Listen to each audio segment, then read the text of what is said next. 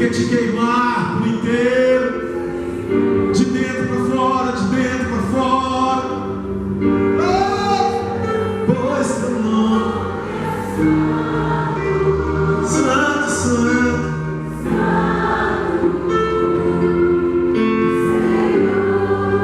Aleluia. Diga um aleluia bem bonito. Agora Deus quer dizer a você: eu tenho equilíbrio pleno para a sua vida.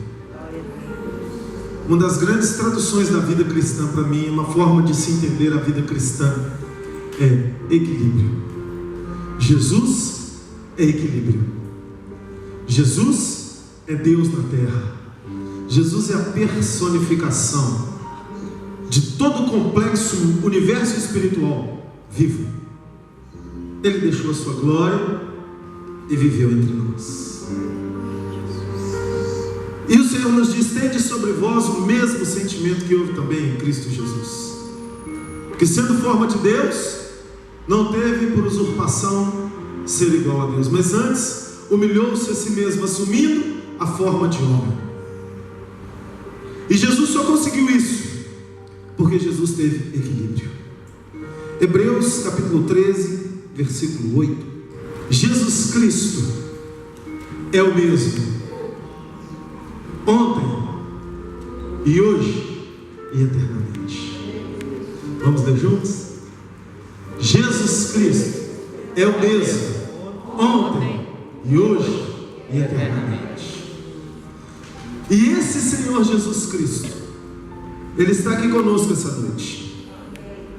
Ele está na sua vida em todo o tempo. E tudo que você é, vem dele. Tudo que você vier a ser, vem dele. Jesus foi o maior intercessor que habitou esse planeta e cumpriu o seu propósito. E para cumprir o seu propósito, ele se entregou. E ele viveu toda a medida de Deus. Tudo que Deus planejou, Jesus viveu. Deus foi traído 2 vezes, intensamente. Eu não estou falando de traições de homens que viram as costas para Deus. Isso para Deus não é traição, isso é condição humana. Por isso Ele é misericordioso. Mas existiram 2 seres que tinham dentro de si uma condição de jamais trair a Deus, e mesmo assim traiu. Primeiro deles, antigo Lúcifer, atual Satanás. Numa eternidade onde nossa mente não tem acesso, todas as coisas estavam em perfeito equilíbrio. O mundo espiritual, Deus no trono, anjos, arcanjos, querubins, serafins, o céu. E de uma forma que nós não temos como entender, algo brotou no coração de um ser que tinha todo o potencial de jamais trair ao seu Senhor. Querubim ungido, que andava entre as pedras afogueadas, adornado com sons, brilhos e cores, o ser perfeito. E ele quis ser igual a Deus, e ele quis tomar o trono de Deus, e ele coordenou uma rebelião nos céus e foi expulso dos céus, e junto com ele 1/3 dos anjos dos céus foram expulsos. Queridos, Deus é uma pessoa com sentimentos. Imagine o coração de Deus diante dessa traição. Mas quando tudo parecia acabado, Deus, ao contrário de nós, ao invés de entrar para o quarto da depressão, Ele criou. No princípio, criou Deus os céus e a terra. E a terra estava sem forma e vazia, e o Espírito de Deus pairava sobre a face das águas. E disse Deus: haja luz. Eu já me perguntei: Senhor, por que o Senhor criou o universo? O Senhor não precisava ter criado o universo. O Senhor resolveu um grande problema na eternidade colocando Lúcifer para fora dos céus. E o Senhor criou o universo. Tem as explicações teológicas, tem as explicações científicas, tem um monte de explicações. Mas existe um entendimento que a gente gosta de ter, que é o entendimento da emoção. E eu queria entender, mergulhando na presença do Senhor, o que motivou o coração dele. E eu cheguei numa resposta que eu já sabia racionalmente, mas eu consegui chegar com a minha emoção. Deus queria amar e ser amado. Deus queria relacionamento. O grande grito de Deus, o grande projeto de Deus é: eu quero me dar e eu quero receber. E esse propósito e esse projeto de Deus não mudou. Ele é o mesmo ontem, hoje e eternamente. O Senhor Jesus é Deus entre nós. E quando Deus criou todas as coisas, estava tudo perfeito, alinhado, coordenado, criou o universo, haja luz, haja separação entre dia e tarde, hajam seres viventes, todo o complexo cosmos material. Deus criou o homem. E a Bíblia diz que Deus soprou nas suas narinas o fôlego da vida. E nesse momento, quando Deus sopra na narina do homem o fôlego da vida, o texto de Gênesis capítulo 2 diz: e o homem se tornou alma vivente. Se tornar é um processo de transformação. Uma lagarta, quando ela para em um tronco de árvore, entra no casulo, ela entra como lagarta e sai como? Ela se torna. Ela não era borboleta, ela passou a ser borboleta. Houve uma transformação. Isso é se tornar. Forças se uniram para gerar essa linda metamorfose.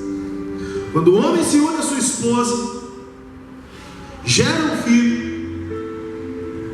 O filho é a consequência da junção do seu pai e da sua mãe. No seu pai habita uma quantidade de cromossomos, na sua mãe outra quantidade, que geram um terceiro ser. Se tornar um processo de mudança. E Deus, que não tinha necessidade nenhuma disso, Ele produziu, Ele se deu algo de si, para que juntasse a outra coisa que Ele havia criado, mas que tinha saído dele, que era a terra, para que a partir disso nascesse um terceiro ser, que não é Deus e não é pó, é o homem. Você consegue entender isso? A Bíblia diz no livro de Hebreus, no livro de Eclesiastes, o espírito volta para Deus que o deu, e o corpo volta para o pó. Tem algo em nós que foi dado por Deus. Esse algo em nós que foi dado por Deus é o seu sopro divino. É de Deus, tanto que volta para Deus. E esse sopro de Deus, quando tocou a terra, fez com que gerasse um terceiro ser, que somos eu e a você. Dentro de nós existe um poder magnânimo. Dentro de nós existe um poder magnífico. E esse poder magnânimo e magnífico que existe dentro de nós é o Espírito Santo de Deus que foi liberado a todo ser humano. E o que Deus fez quando liberou o seu Espírito? Deus liberou autonomia. Deus liberou poder de decisão. E quando o homem estava pronto, Deus realiza então o seu tão sonhado projeto: amar e ser amado. Diante do caos, Deus criou a vida. E quando essa vida estava pronta, estabelecida, de Deus com a terra, geraram a alma vivente. Deus chama o homem e diz para ele: Adão, da árvore do conhecimento do bem e do mal, dela você não vai comer, porque do dia em que dela comer, certamente você morrerá. O que Deus faz aqui com a sua criação? Deus define, Deus delinea um processo de equilíbrio. A árvore do conhecimento do bem e do mal, dela você não vai comer. Por que Deus desejou que o homem não comesse dessa árvore? Porque essa árvore tem dois extremos: o bem e o mal. Extremos autônomos, poderosos, com o poder de construir e com o poder de destruir. E Deus queria que a sua criação andasse com Ele, sem traí-lo. E se a sua criação o obedecesse, vivendo estabelecida na linha que Deus pontuou para que ela andasse, ela teria em si o potencial para não trair a Deus. Mas antes dessa linha traçada de equilíbrio, Deus deu ao homem poder de decisão. Você consegue entender isso? Amém? E com o seu poder de decisão, o homem escolheu trair a confiança do Senhor e comer da árvore do conhecimento desses dois extremos. Um grande problema foi criado. O homem agora teria que ser, para sobreviver, tão equilibrado quanto Deus. Porém, o homem não é, nunca será, nunca foi tão equilibrado quanto Deus. E Deus sabia que se o homem abrisse a janela desses dois extremos e visualizasse esses dois extremos, ele não teria condição de administrar a sua existência, e ele caminharia para a autodestruição. E nessa segunda traição, Deus de novo não entra para o quartinho de depressão. Ele cria novamente. E o que Deus cria? Um plano de salvação. E qual é esse plano de salvação? Ele mesmo estar presente na vida do homem, trazendo para o homem o equilíbrio que ele não tem.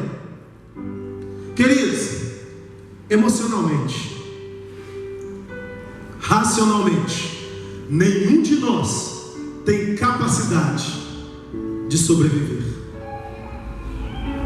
Racionalmente, emocionalmente, nós somos uma confusão generalizada. O que traz equilíbrio à nossa vida é a presença de Deus. Qualquer ser humano que você conhecer que não tem a presença de Deus, ele vai ser profundamente depressivo, angustiado, sem razão na vida. E aí você pode me perguntar assim: mas pastor, então o mundo todo é assim? Sim, o mundo todo é assim. Sabe onde existem os maiores índices de suicídio no mundo? Na Suíça e e no Japão. 2 países de primeiro mundo. Curiosamente, países resolvidos financeiramente. Por que nesses países existe o maior índice de suicídio? Porque os cidadãos desse país descobrem que o dinheiro não traz felicidade. E a humanidade corre atrás de felicidades momentâneas. E quando o ser humano olha para a sua vida e percebe, nada me satisfaz, ele perde a graça de viver. Esse é o ser humano sem Jesus. Ele não tem graça na vida. Ele não tem equilíbrio. Equilíbrio na vida é valorizar o que realmente tem valor. É saber fazer a seleção do bom e do excelente. É saber olhar para as coisas lindas da vida. Muitos de nós, muitos de vocês, têm em casa filhos saudáveis, comem todos os dias, mas quando estão com um problema no trabalho, um conflito com o patrão, quando estão com um desentendimento com o marido, com a esposa, quando tem uma insatisfação na igreja, com o pastor, com o líder de louvor, com o líder de crianças, com o líder de intercessão, com o líder... ficam extremamente estressados. É ou não é? É ou não é, irmãos? Chateados, sem graça. É uma infinidade de circunstâncias. E muitos chegam em casa e corre o filho de 3 anos de idade: papai, mamãe, querendo dar aquele abraço. E o papai estressado porque não conseguiu fechar o negócio que queria para ganhar aquela comissão. O filho fica no vácuo, o pai nem o abraça. É ou não é? A mãe, porque teve que arrumar a casa, e o menino fez bagunça, derramou leite, sujou o sofá, não arrumou uma cama, fica estressada, nervosa, não consegue perceber o brilho no olhar do seu filho. É ou não é, irmãos? O que é isso? Desequilíbrio. O que vale mais? A negociação fechada na empresa para ganhar a comissão, ou o abraço de um filho? Abraço de um filho. Mas porque não conseguiu fechar o negócio, não está nem aí para o filho. O que vale mais? O filho ou o sofá que o filho suja? Mas por causa do sofá sujo, acontece uma guerra com a mãe, o pai e o filho. Eu estou dando exemplos simplórios, mas na simplicidade, guardadas as proporções, você entende os conflitos dentro de casa, a agonia do coração, a falta de capacidade de perceber as coisas simples da vida.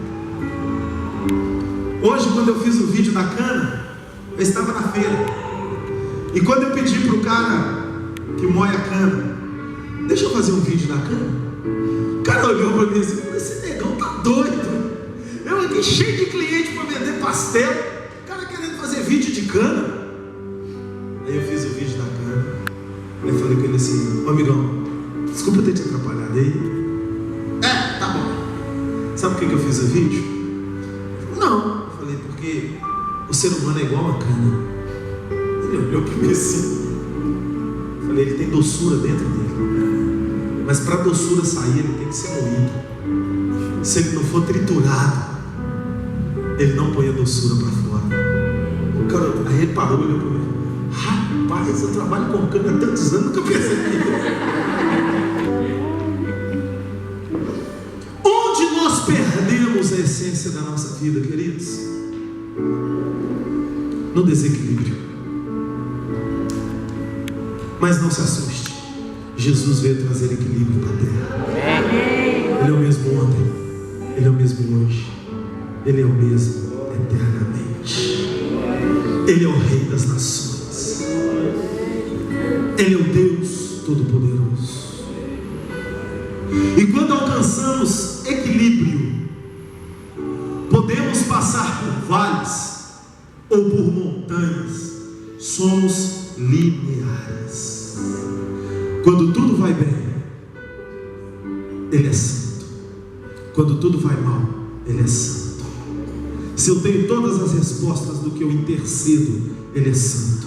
Se eu não tenho nenhuma resposta pelo que eu intercedo, Ele é santo. Toda glória seja para o Senhor. Você pode aplaudir o Senhor?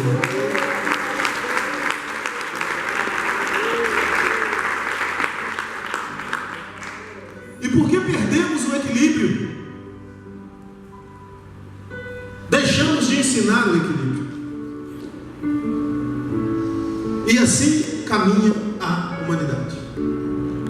Mas quando somos restaurados na nossa essência, quando somos restaurados no nosso interior, nos voltamos ao que eu falei na palestra da tarde, ao relacionamento com Deus, ao discernimento. O grande mistério da intercessão não é a intercessão, é o intercessor.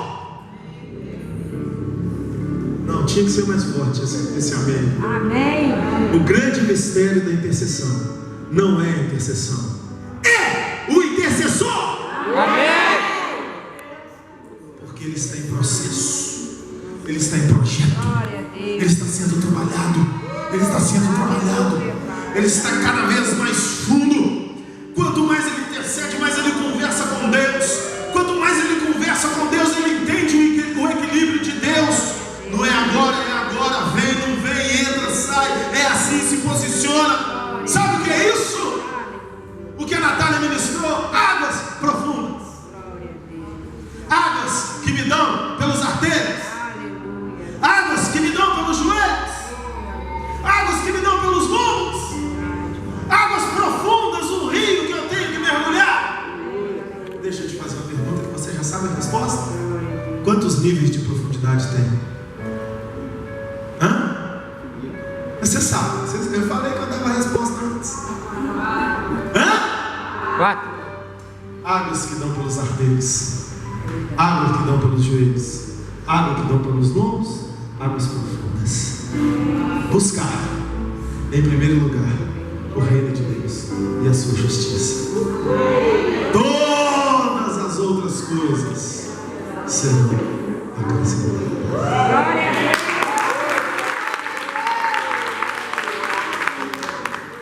Onde está a água profunda? Ou o que está na água profunda? A justiça. Sim ou não, irmãos? Última coluna. Água profunda. Não é coincidência, é projeto de equilíbrio. Deus quer equilibrar a sua vida. Amém. Deus quer equilibrar o seu interior. Deus quer equilibrar a sua essência. Deus quer equilibrar a humanidade. Porque só por meio do equilíbrio a humanidade consegue então viver entre o bem e o mal, nesse pequeno intervalo da existência que é a vida na terra, mas que nos habilita ou nos desabilita para o céu com Deus. Se você não equilibra aqui, depois não adianta querer equilibrar mais. De que adianta um homem ganhar o mundo inteiro e perder a sua alma? Nós não podemos confundir intercessão com conquistas humanas. Não podemos. Intercessão é trabalho de Deus, não intercessor. E o que passa daí é beneplácito, misericórdia de Deus. Quando orares, entra para o teu quarto, fecha a porta. O Deus que ouve em secreto, te recompensa. Quem define a recompensa? O recompensador. Ela pode ser muito além daquilo que você pede. Você só precisa ter o discernimento disso. O intercessor não é uma máquina de milagres. O intercessor não é uma máquina de abrir portas. Cuidado, porque senão você se sentirá usado, você se sentirá desgastado, moído. Muitas vezes na motivação errada, na direção errada, não vai chegar em lugar nenhum, vai reclamar com Deus e não vai ter resposta. Por quê? O errado é você. Está faltando equilíbrio, e Deus sabe muito bem o que é dar equilíbrio. Certa vez um jovem nas montanhas da China saiu para guerrear, montado no seu cavalo, com sua espada nas costas, cortando as montanhas, encontrou um sábio chinês. Não é o sábio chinês da música do Raul Seixas, não tem nada a ver uma coisa com a outra. Qualquer coincidência é mera semelhança, ou qualquer semelhança é mera coincidência. Encontrando com esse sábio, o sábio fez ele parou o cavalo, desceu do cavalo. Pois não. O sábio falou: para onde você vai, meu filho? Ele disse: eu vou para o norte, guerrear e vencer pelo meu povo. Parece até um intercessor falando, né? Aí o velho olhou para ele: é mesmo, você vai para o norte? Vou. Como você tem certeza que você vai vencer? Porque eu sou o melhor da minha etnia. Sou treinado na arte da esgrima desde que nasci. Conheço todos os segredos do Kung Fu. Eu sei que eu vou vencer pelo meu povo. Eu amo o meu povo. Ao sentimento de causa. O sábio disse para ele: pode ir, mas vencer você não vai. Ele ficou com raiva, subiu no seu cavalo, seguiu a sua viagem. Se ele venceu ou não venceu, no final da administração você vai descobrir. Amém? Amém? Fica com essa interrogação aí. Então Deus, Ele quer trazer equilíbrio para a nossa vida, administração na nossa vida. Queridos, você é 3, é uma alma, tem um espírito, mora no corpo. E o seu espírito pode estar bem resolvido com Cristo. Aceitou o Senhor, entregou a sua vida para Ele, vive em santidade, renuncia ao pecado, anda na presença do Senhor, jejua, ora, exercita todas as texturas de vida para que possa estar bem na presença de Deus. Tem revelação, é profeta, ora e vê as coisas acontecerem, mas não pode se esquecer que você tem uma alma.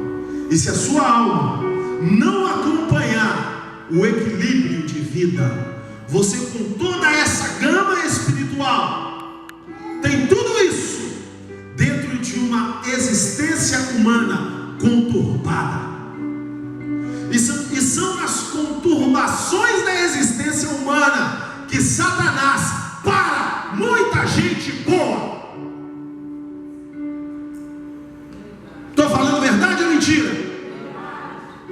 Como pode? Pregava tanto, jejuava tanto, era o primeiro a chegar, o último a sair, estava na obra, de repente capotou, caiu, está deprimido, está dentro do quarto, adulterou, está indignado, está revoltado. Por quê? Equilíbrio. Tem uma alma aí, ou melhor, você é uma alma. Por que eu digo isso com tanta segurança para você?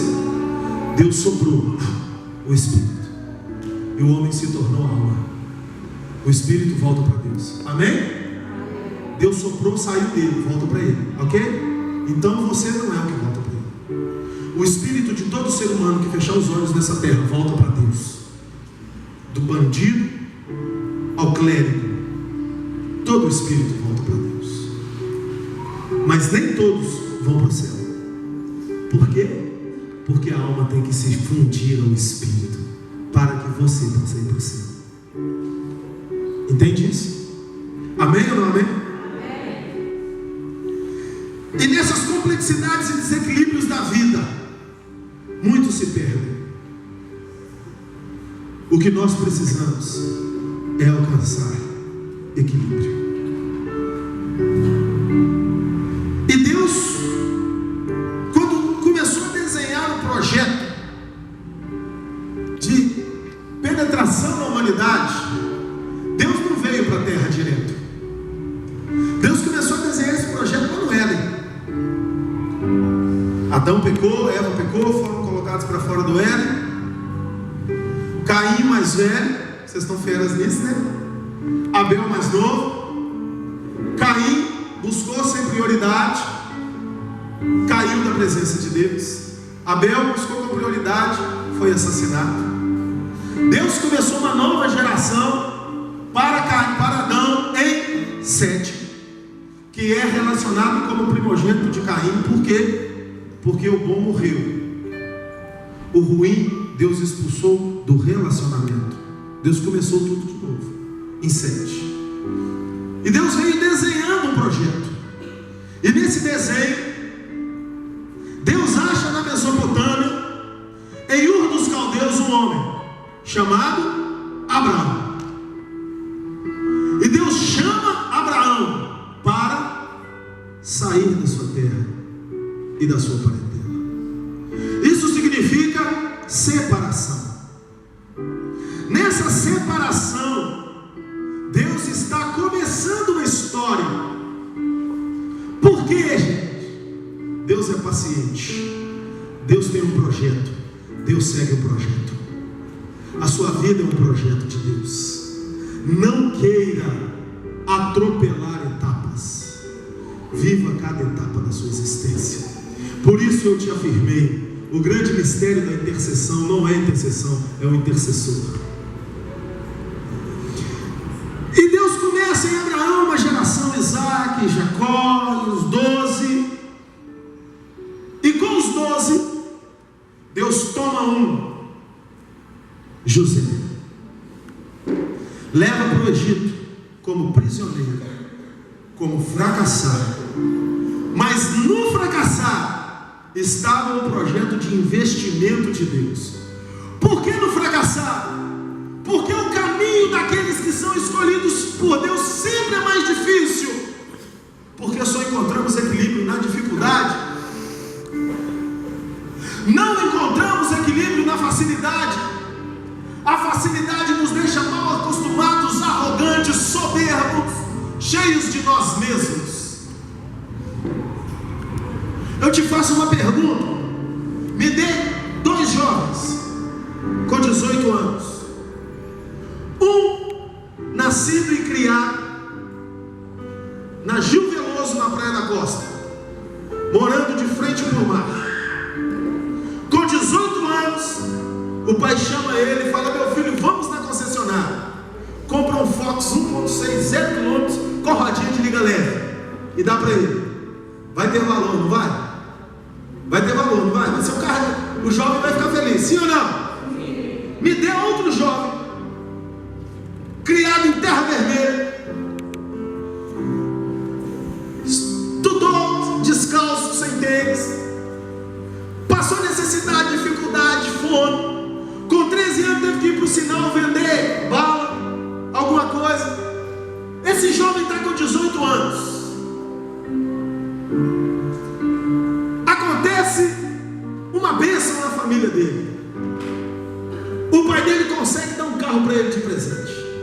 Mas ele teve esse histórico. Tem uns 16, 17 anos, sofrendo. O pai dele chama ele e fala: meu filho, papai, aconteceu um mistério. Achou uma pepita de ouro, cavou petróleo no quintal, sei lá. Aconteceu um mistério. Vamos na concessionária. Papai compra um Fox 0 km, 1.6, rodas de liga leve, dá de presente. Vai ter valor? Vai ter valor? Mais ou menos do que o menino que foi criado na Praia da Costa. Por quê? Porque o segundo jovem sofreu conquista. Tudo na vida que é fácil não tem valor. Por isso, os projetos de Deus são dificultosos. os homens e as mulheres de Deus que têm potencial no seu interior sofrem, urram, sangram para conseguir o que Deus tem movido no seu interior. Porque a dificuldade é a balança de Deus que leva para o equilíbrio. Não fuja das suas dificuldades. Pelo contrário, corra para elas. Tiago capítulo 1. Meus irmãos, tende por motivo de grande alegria o passardes por muitas provações. Como o homem pode dizer para ser alegre passando por tribulação? Ele está maluco? Não está não. Ele entendeu a balança de Deus. Amém? Amém? Ele entendeu que na provação eu cavo a água da vida. A provação tem o poder de melhorar o ser humano, se o ser humano entender Jesus Cristo. Se ele não entender, ela vai amargar o ser humano. O mesmo sol que endurece o barro amolece a argila. Onde está a diferença? Na matéria-prima. O que você é, barro ou argila? Deus quer amolecer você.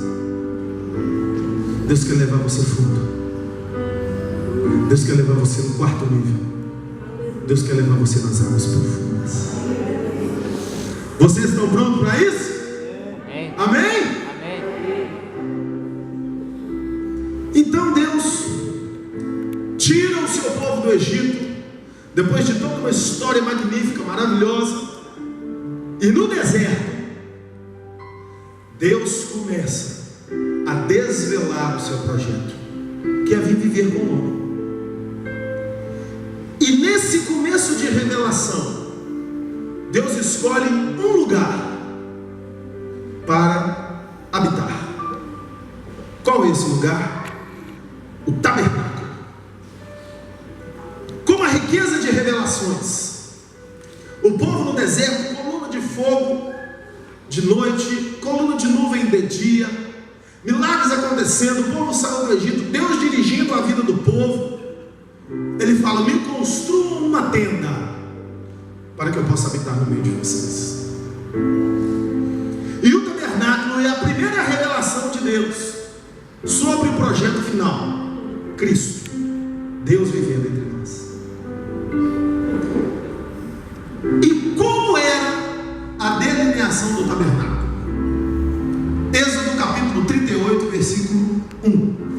Fez também o altar do holocausto de madeira de acácia. De 5 côvados era o seu comprimento, de 5 côvados a sua largura, quadrado, e de 3 côvados sua altura. Repita comigo: quadrado. Quadrado significa que tem quantos lados? Está percebendo? O que o quadro representa? Equilíbrio. Quadrado. A primeira revelação de Deus entre os homens. Agora eu vou viver entre vocês. Porque até o tabernáculo, Deus não vivia entre os homens. Deus visitava os homens e ia embora. No tabernáculo, Deus começa a morar no meio dos homens. Está vendo o processo delineado por Deus? Qual a motivação desse processo? Levar a humanidade ao equilíbrio. E esse equilíbrio tem uma motivação final. Você vai entender muito bem no final da mensagem. Israel caminha 40 anos no deserto, já entendemos isso. Entra em Canaã, Josué conquista 31 reinos, vem os juízes, passa-se 400 anos, muita história acontece. Lá na frente, o rei Davi assume, morre com um desejo: eu quero construir um templo para Deus. Vocês percebem que Deus é paciente? Do deserto a Davi passaram-se quase 500 anos. Quase 500 anos. Nesse período, Deus morando entre o povo no tabernáculo. Amém? Davi assume o reinado, Deus ainda está no tabernáculo. Deus está entre o povo. Está percebendo que Deus está entre o povo? E Davi fala: não posso morar numa casa de cedros e o Senhor morar numa tenda. Vou te construir um templo. Deus falou: você não, porque sua mão é suja de sangue. Seu filho Salomão vai construir. Salomão constrói o templo. Israel vive um apogeu. Israel peca. A presença de Deus vai embora. Israel vai para o cativeiro. Isso tudo nós já vimos, amém? Israel volta do cativeiro. Levanta um homem, Zorobabel, para reconstruir o templo. Ezequiel capítulo 40, versículo 47. E mediu o átrio. O comprimento era de 100 côvados e a largura era de 100 côvados. E o altar estava diante do templo. Esse templo foi já na época desse homem que eu falei, Zorobabel, mas a medida de Salomão foi a mesma, porque ele respeitou e reconstruiu. O que Deus está gritando através desses significados? Eu habito no equilíbrio. Percebe isso? Eu não habito no desequilíbrio. Não dá para ter um lado forte e um lado fraco. Só se pode viver entre o bem e o mal, tendo todos os lados da vida ajustado. Não dá para ser 100% espiritual. Não dá para ser 100% humano. Tem que ser equilibrado. Tem muita gente, irmãos, que em nome da obra despreza, é irresponsável com esposa, marido, filhos, patrões, em nome da obra. Eu já fui gestor empresarial durante um tempo, dentro de algumas empresas cristãs, e eu já ouvi muitos absurdos. Segunda-feira, o horário do cara pegar serviço era 8 horas, o cara chegava às 9h30. Eu estava na vigília. Eu falava: legal, você estava na vigília? Saísse da vigília e viesse direto trabalhar. Você tem uma responsabilidade social. Equilíbrio. Percebe? Percebe isso? Tem muita esposa que sofre com o marido dentro de casa, que não é crente. Não é porque é Satanás, não. É porque é desequilíbrio. Vem para o culto domingo de manhã. O marido não é crente. Chega em casa meio-dia, vai colocar feijão no fogo, vai comprar o franguinho. O almoço vai sair 3 horas da tarde. Esse marido vai estar cheio do Espírito Santo, né?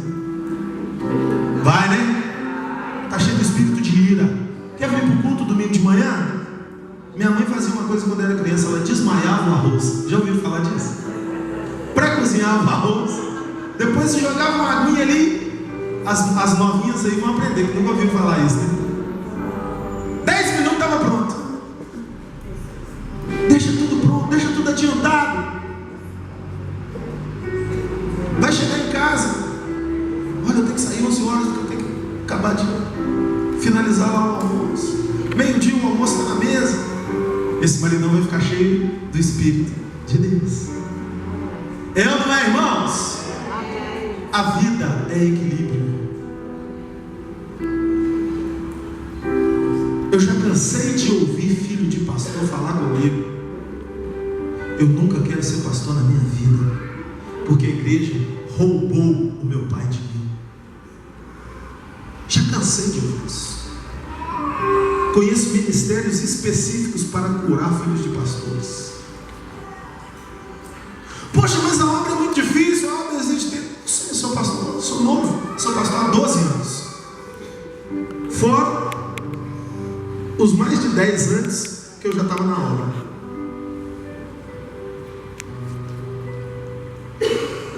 É difícil, mas com equilíbrio a gente chega lá. Eu já cansei de ver pastores no final do culto orando por pessoas. O filho chega do lado, puxa o paletó do pai. O pai: depois. Sabe o que isso gera no interior desse filho? Uma bomba emocional. Meu pai ama ele mas não me ama. E é difícil, muitas vezes você acabou de pregar, muitas vezes acabou no encontro de avivamento, está ali com a pressão do momento. Eu criei uma disciplina para mim. Eu tenho 2 filhas, meninas, gente. Sensibilidade à flor da pele. Toda vez que eu estou no final do culto orando, as 2 vêm. Pai, fala, minha filha. Às vezes não é nada. Às vezes me dá R$2 para ir na cantina. Pega o fiado, estou te gordo, estou preocupado. Mas eu abro a carteira, dou os R$2. Eu não estou falando que eu sou o perfeito, não. Mas eu persigo isso. E eu já ouvi das minhas 2 filhas: pai, quando eu crescer eu quero ser pastor igual você. Eu disse: minha filha, se Deus tiver isso para a sua vida, você não sabe como coisa dura tem pedido ao Senhor. Mas deixa Ele fazer algo. Eu tenho visto o fruto disso. São os pequenos detalhes da vida que nós vamos revelando o equilíbrio. A obra é importante, extremamente. A família é importante, extremamente. E se você não conseguir, grita: me ajuda, Jesus! É muita loucura para minha cabeça. O Senhor me chamou para liderar o povo. Minha mulher me chama toda hora para comprar repolho. Repolho. Equilíbrio. Tabernáculo quadrado. O templo quadrado. O que significa o quadrado? 4 lados iguais.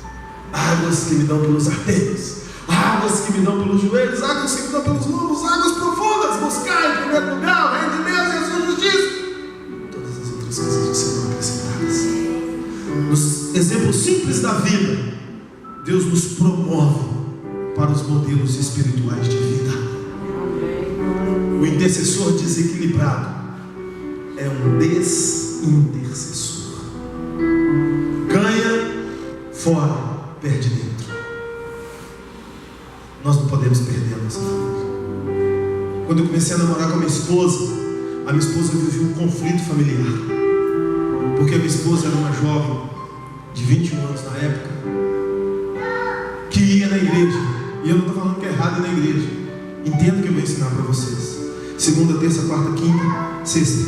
Sábado tinha ensaio do coral. Domingo tinha escola dominical 9 às 11. À tarde tinha ensaio da orquestra, que ela tocava sax. Ela almoçava na igreja e ficava para o culto à noite. Ela trabalhava. Ela já tinha terminado o 2º grau, não estava estudando. Ela era uma visita dentro de casa. E eu comecei a namorar com ela. Eu era novinho, magro que dava dó. E eu comecei a ver a rotina dela. Eu não tinha entendimento desses princípios, mas aquilo começou a me incomodar. E eu comecei a visitar a casa da minha sogra e do meu sogro, e comecei a perceber que a minha esposa parecia um peixe fora d'água dentro da casa dela, quando tinha tempo de ir em casa. Aí um dia eu falei para ela assim: meu amor, tem alguma coisa errada. Nós vamos casar, você vai sair de casa. Qual relacionamento você está desenvolvendo com sua família? E eu falei com ela: dá uma diminuída. Você não precisa ser da intercessão, você não precisa ser do louvor, você não precisa ser do ministério de criança, você não precisa ser da orquestra, você não precisa ser do coral, você não precisa ser das mulheres, você não precisa ser da transparência. Não é super-heroína. Calma. Escolhe alguma coisa para você fazer. E ela me ouviu. Eu falei: parece muito que eu vou casar. Já me ouviu, faça assim. Vai. Ela me ouviu. Ela começou a diminuir algumas atividades. Algumas pessoas com mau entendimento de equilíbrio, eu não estou falando isso como crítica, mas como mau entendimento, começaram a mandar algumas profecias para ela. Eis que te digo que o homem apareceu na sua vida. Não era um homem, era um adolescente, né? Para te desencaminhar do projeto de Deus. Eis que te digo que o teu varão virá. Teve até uma profecia assim, que ele é baixinho, loiro, eu era alto, moreno. Aconteceu muita coisa engraçada, mas ela ouviu, equilibrou. 7 meses depois, o meu sogro levantou de manhã para trabalhar. Mas nesses 7 meses ela desenvolveu um relacionamento com o pai. Aí eu já chegava na casa dela de tarde, ela fazia bolo pro pai. O pai gostava, batia papo, mudou. Ela não deixou a obra de Deus, só alcançou equilíbrio. 7 meses depois, ele saiu para trabalhar. Domingo de manhã era feirante, vendia flores. Não voltou mais. Teve um infarto fulminante, morreu com 50 e poucos anos de idade. Foi uma tragédia. Sabe aquelas pessoas que estão bem? Ai! Sem jeito, sem tempo para interceder. E se ela não tivesse desenvolvido esses 7 meses de relacionamento com o pai? O pai estava convertido há 3 anos. A história dele: um homem bêbado, chegava em casa jogando panela para cima, maltratava os filhos, aquela situação terrível. Converteu lá na quadrangular lá em Belo Horizonte, da Barroca, Jerônimo, né? Converteu lá, era assim como pastor Jerônimo. Depois que converteu, ficou até chato. Igreja. Mudou da água para o vinho. Honra teu pai e tua mãe. É o primeiro mandamento com promessa. Conviva com os incrédulos da sua família. Eles são tão valiosos como os líderes da igreja. Tem muito filho que obedece os líderes e desobedece os pais. Eu liderei jovens durante alguns anos da minha vida, e eu tive na minha liderança algumas situações atípicas.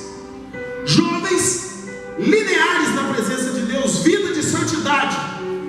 Pais que chegavam para as filhas meninas e falavam: mães, e falavam: estão aqui algumas camisinhas para você colocar na sua bolsa, vai, aproveita a sua vida. E a filha dizia: eu não quero porque eu ando em santidade. E a mãe dizia: é santidade? Você está proibida de ir na igreja. Dá para acreditar num negócio desse? E a filha chegava para mim e falava: pastor, a minha mãe me proibiu de ir na igreja. Eu falava: peraí, ela proibiu tudo, não pode vir na igreja também. Não, ela falou que só posso vir na igreja um culto por semana. Líder de célula, menina, célula multiplicando igual pipoca na panela. Gostava de teatro, gostava de tudo. Eu falava: obedeça a sua mãe. Sabe onde essa menina está hoje? Fica de pé aí, Silvia. Casada com o filho dessa pastora. Glória a Deus.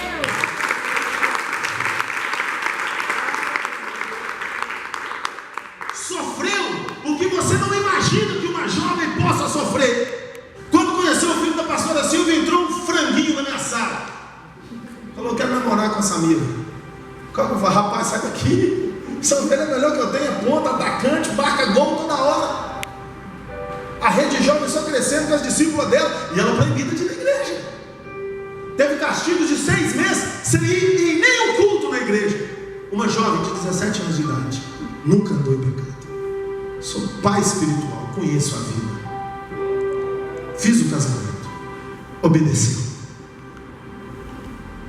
E aí começou a namorar comigo, um menino de 17 anos na época. 17, não trabalhava. Falei: será que isso vai dar alguma coisa? Mas eu falei: Deus vai fazer. 3 anos de namoro, pastor? 2 anos e 11 meses. Conseguiu um emprego, entrou como estagiário, efetivou. Continua com cara de franguinho, né? Lindo. Se casaram, não moram na casa da mãe, não vivem nas costas da mãe, só dão alegria. E a Samira não se desviou do evangelho.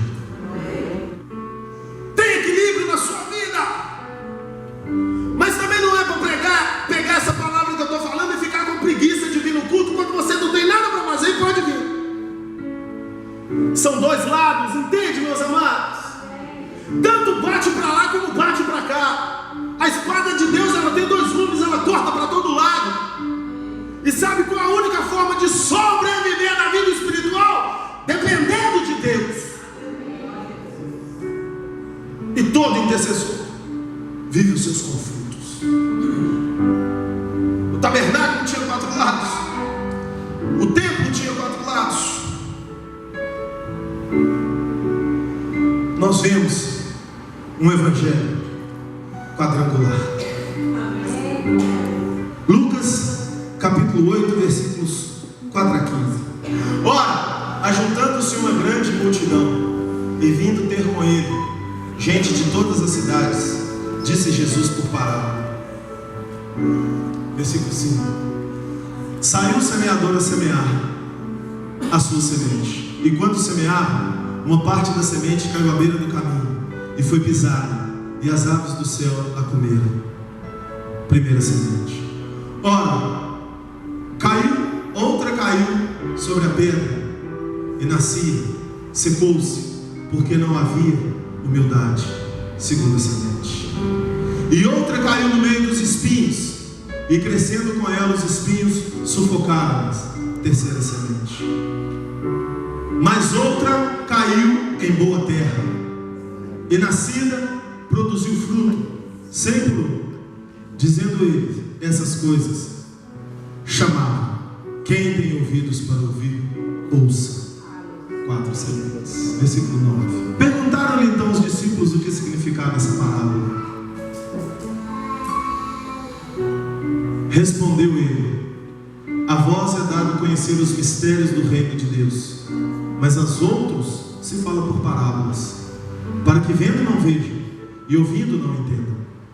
É pois esta a parábola: a semente é a palavra de Deus. Os que estão à beira do caminho são os que ouvem, mas logo vem o diabo e tira-lhe do coração a palavra, para que não suceda que, crendo, sejam salvos. Os que estão sobre a pedra são os que, ouvindo a palavra, a recebem com alegria, mas estes não têm raiz, apenas creem por algum tempo, mas na hora da provação se desviam.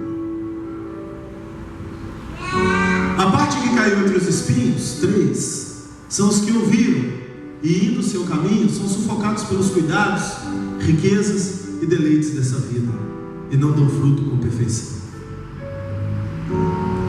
Mas a que caiu em boa terra são os que, ouvindo a palavra, com o coração reto e bom, a retêm e dão fruto com perseverança. Quantas sementes? Quantas sementes? Equilíbrio. A semente cai em todas as terras, mas a última terra, ela tem uma prevalência sobre as 3 primeiras. Como a justiça tem uma prevalência sobre buscar em primeiro lugar o reino, como as águas profundas têm uma prevalência sobre as águas dos arteiros, as águas dos vileiros e as águas dos lombos, ela tem a prerrogativa do equilíbrio completo. Ela gera uma vida poderosa debaixo de princípio. Evangelho não é religião, queridos. Evangelho é relacionamento, com reconhecimento de quem manda e quem obedece. A primeira semente caiu à beira do caminho. Pés vieram e chutaram. A segunda semente, as aves comeram. A terceira semente caiu entre espinhos. A primeira terra era dura, por isso a semente bateu e foi para o canto. O semeador saiu a semear, ele semeou, bateu, rolou, foi para o canto. Os caminhantes passaram e chutaram as sementes. Eu pergunto para você: o que é duro pode amolecer? Pode amolecer? Pode? O que precisa para amolecer?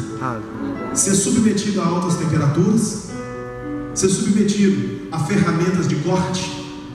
Como que você amolece uma terra? Eu já vi lá no interior os agricultores amolecendo terra dura. Pega o arado, sai rasgando,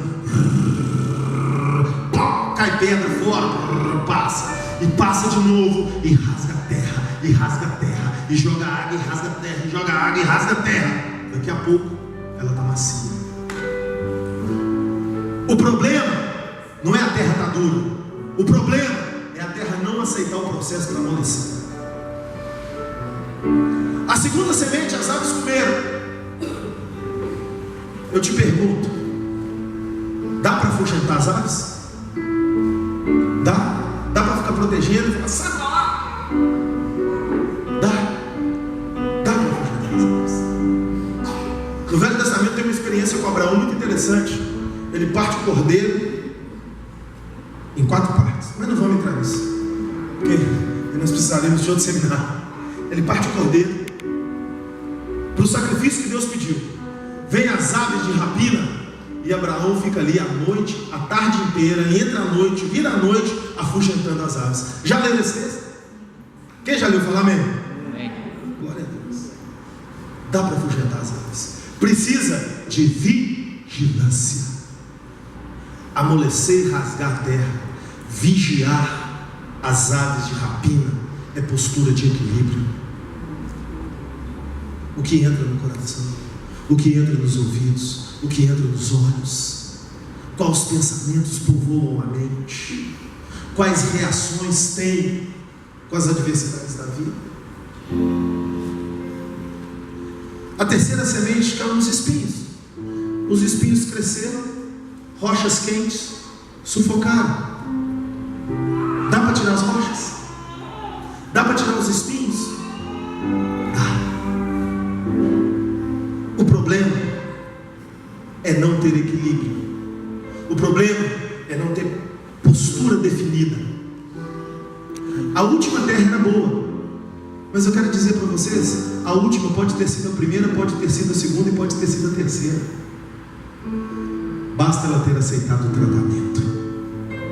Se aceitou o tratamento, rasgou e amoleceu, afugentou as aves, arrancou os espinhos e arrancou as pedras. Quando o semeador saiu a semear, a semente caiu em boa terra.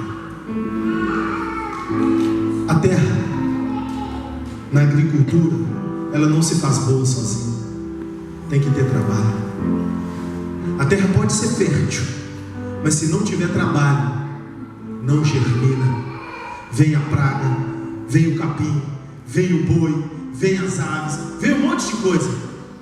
Terra boa é terra trabalhada. Trabalho significa colocar para fora o que não é bom e trazer para dentro o que é bom. Isso é equilíbrio de vida espiritual. Todos os dias você tem que exercer equilíbrio, porque quando você exerce equilíbrio, você se torna tabernáculo de Deus, você se torna templo do Espírito Santo. Ser tabernáculo, ser templo, não é ser postura, não é ter postura religiosa, é alcançar equilíbrio de vida. Deus em primeiro lugar, e todo o processo bem guardado e ajustado, e o edifício cresce para o templo santo do Senhor. Mateus capítulo 9, versículo 16.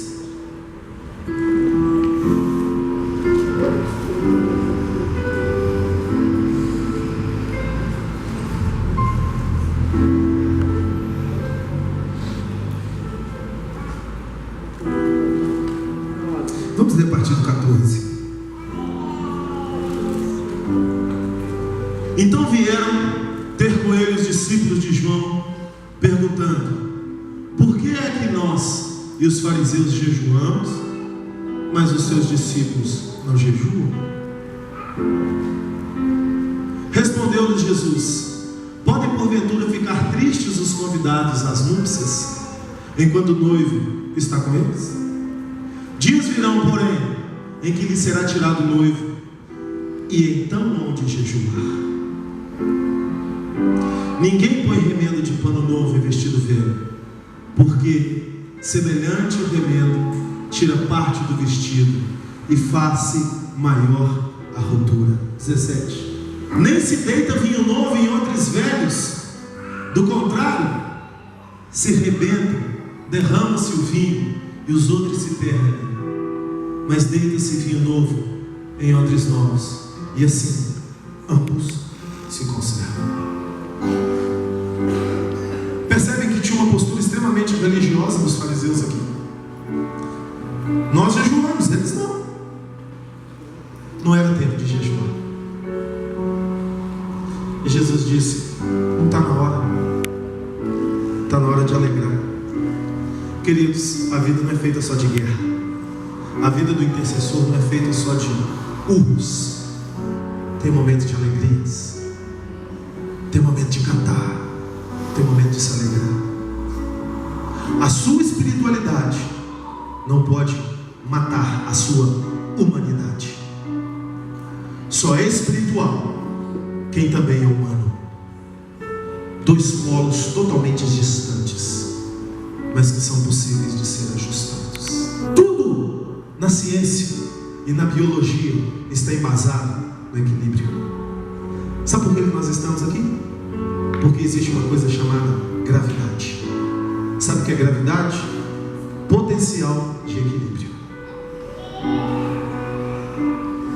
Deus quer trazer equilíbrio para a sua vida. Porque quando você tiver equilíbrio, você terá a presença de Deus. Você será um quadrado de Deus. Deus quer um quadrado. E aí tem uma frase aí que diz, né? Ado, cada um no seu quadrado.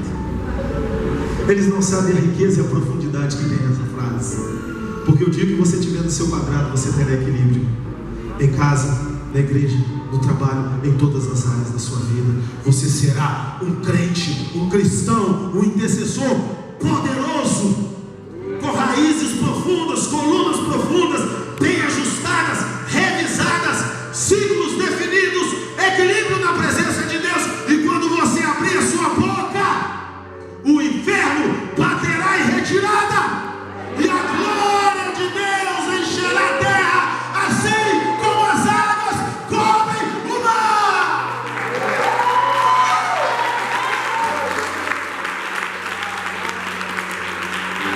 Ponha o que não presta para fora e se encha da presença de Deus. E se nesse momento você entender que não é só colocar o que não presta para fora, mas tem que quebrar o vaso, quebre-se. Deus te faz de novo dentro de um equilíbrio. Não se esqueça, Jesus é o mesmo ontem, hoje e eternamente. Deus veio para a terra dentro do tabernáculo quadrado, continuou entre os hebreus dentro de um templo quadrado. Ele veio e definiu a presença de Jesus dentro de almas equilibradas. E quando todas as coisas acabaram, Apocalipse capítulo 21, versículo 16. A cidade era quadrangular. Isso não é frase de Aimee Sempre McPherson, não. Isso é frase de João na ilha de Patmos. Ele estava lá. E o seu comprimento era igual à sua largura. E mediu a cidade com a cana. E tinha ela 12.000 estágios. E o seu comprimento, largura e altura eram iguais. O equilíbrio que começa a ser exercitado na terra termina no céu.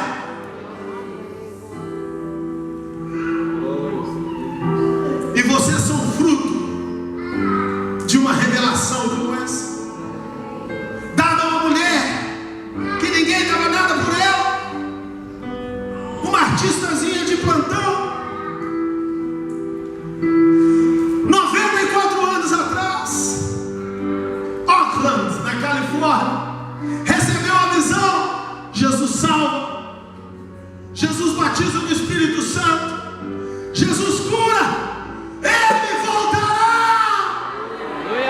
Cumpra o seu papel intercessor. Tenha equilíbrio de vida. Participe do projeto de Deus. Porque o que Deus começa, nada para. A sua denominação é fruto disso.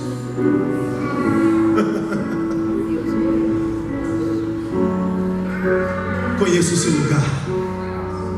Tome a sua linha. Viva na sua postura.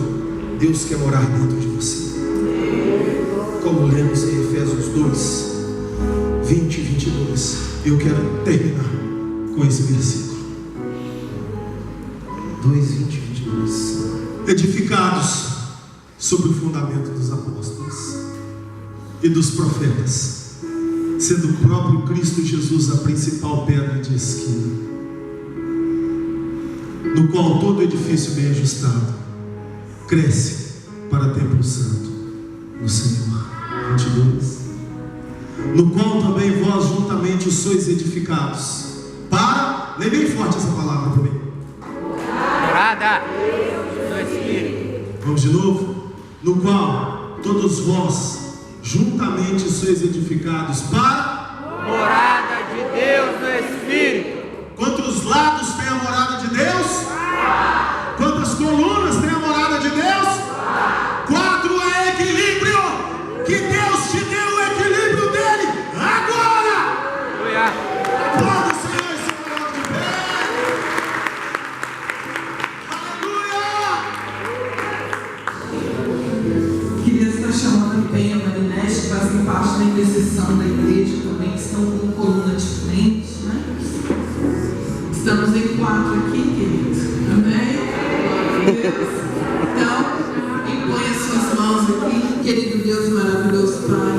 Nós colocamos a vida do teu filho diante de ti. E demos graças ao Senhor, porque o Senhor é bom e a tua misericórdia dura para sempre. Acrescente, Pai, sobre a vida do teu filho 100 vezes mais. E tudo aquilo que ele se colocou na brecha, que ele tem intercedido, que ele tem buscado, Senhor, para ensinar. Deus, acrescente sobre o ensino do teu filho, que as estacas dele possam crescer em todas as dimensões. E por onde ele for, ele possa ser, Deus, esse testemunho vivo do Senhor. Obrigado também pela sua família, que, Senhor, nesses 3 dias ficaram menos como seu pai, o seu esposo. Obrigado, Deus. Muito obrigado, Deus. Acrescente 100 vezes mais. Deus, que essa boa semente que foi lançada nessa terra possa dar sobre a vida do teu filho frutos, Senhor, de 30, 60 e a 90 por 1. Te louvo, Deus, nessa noite pela vida do teu filho. E te glorifico. Em nome de Jesus. Amém. Glória a Deus. Amém. Você é uma salva. Obrigado. Queridos, que a paz de Deus e a consolação do nosso Espírito Santo de Deus e o amor de Jesus esteja com vocês, não só hoje, mas para todos sempre, queridos. Ide em paz, que Deus nos abençoe. Não saia daqui sem dar um abraço no seu irmão que está do lado direito e do lado esquerdo. Saia daqui dizendo como foi bom estarmos juntos, crescemos mais. Saiam daqui alegres e felizes, com corações gratos. Amém? E até uma próxima oportunidade. Em nome de Jesus.